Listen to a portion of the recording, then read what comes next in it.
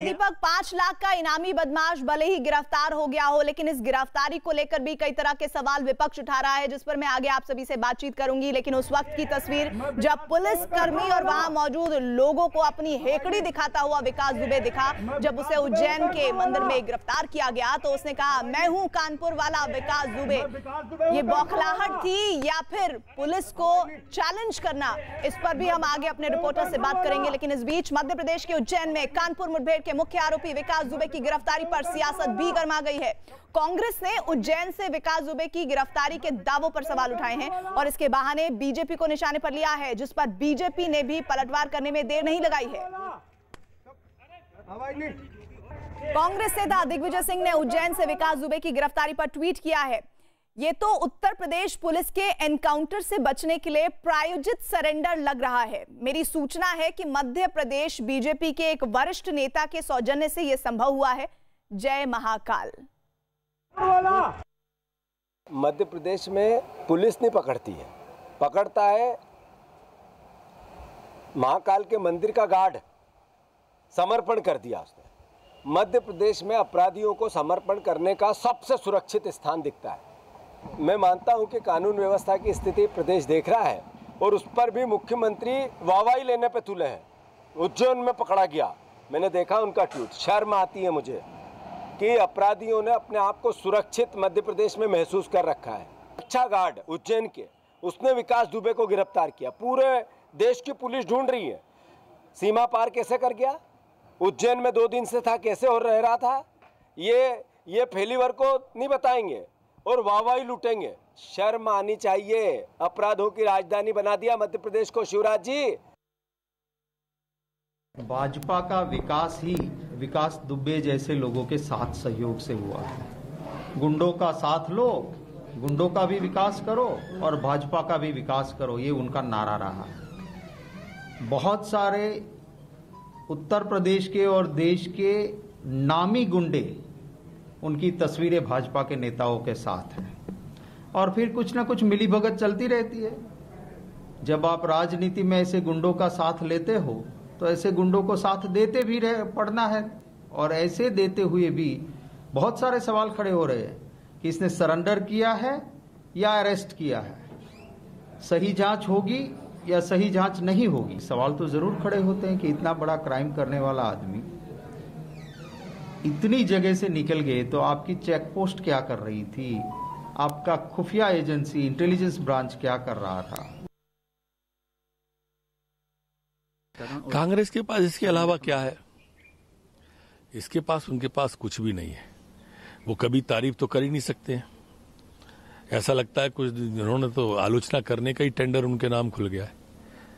अरे वो जो भी हुआ, पकड़ा मध्य प्रदेश की पुलिस ने, हमने पकड़ा, हमारी कस्टडी में गिरफ्तार है। उत्तर प्रदेश की पुलिस आ रही है, धुंध छट जाएगी।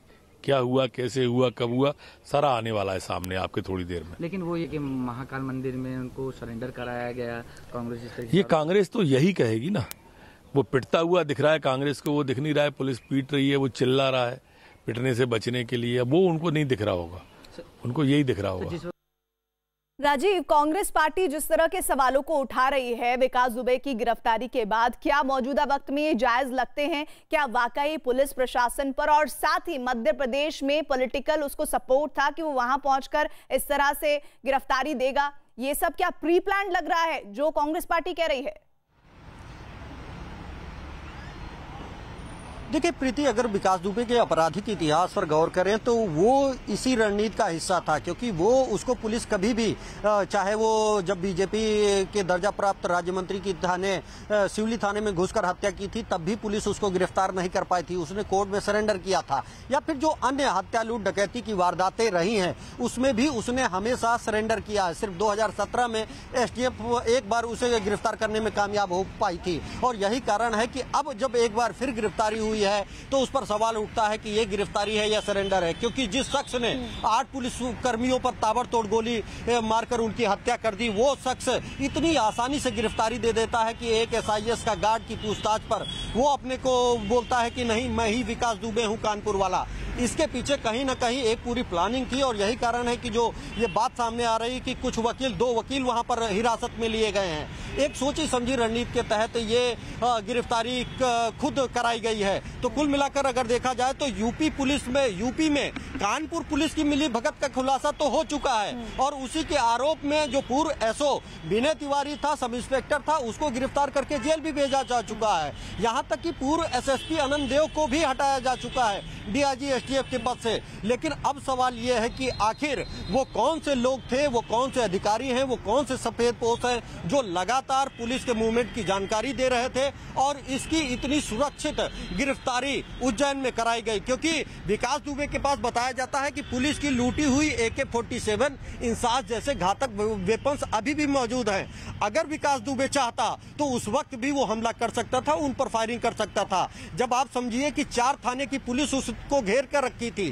तब वो नहीं दबा और उसने ताबड़तोड़ फायरिंग की। घटना होने के बाद जब 8 पुलिसकर्मी शहीद हो जाते हैं, उसके बाद भी जो विकास दुबे है वो कहीं और नहीं भागता। घटना स्थल के महज 1 किलोमीटर की दूरी पर वो 24 घंटे तक बना रहता है, लेकिन पुलिसकर्मियों को, पुलिस अधिकारियों को उसकी लोकेशन नहीं मिलती। तो कहीं ना कहीं ये सवाल है कि जो उज्जैन में गिरफ्तारी हुई है उस पर भी अब सवाल उठ रहा है कि ये गिरफ्तारी है या सरेंडर है। और इसी को लेकर चाहे वो कांग्रेस हो, चाहे मध्य प्रदेश की कांग्रेस हो या उत्तर प्रदेश में सपा मुखिया अखिलेश यादव हो, तमाम राजनीतिक दल इस गिरफ्तारी पर सवाल उठाते नजर आ रहे हैं। बिल्कुल, और इस गिरफ्तारी पर ये जो सवाल उठ रहे हैं उस पर अब यूपी पुलिस को जवाब देना होगा और सरकार को उत्तर देना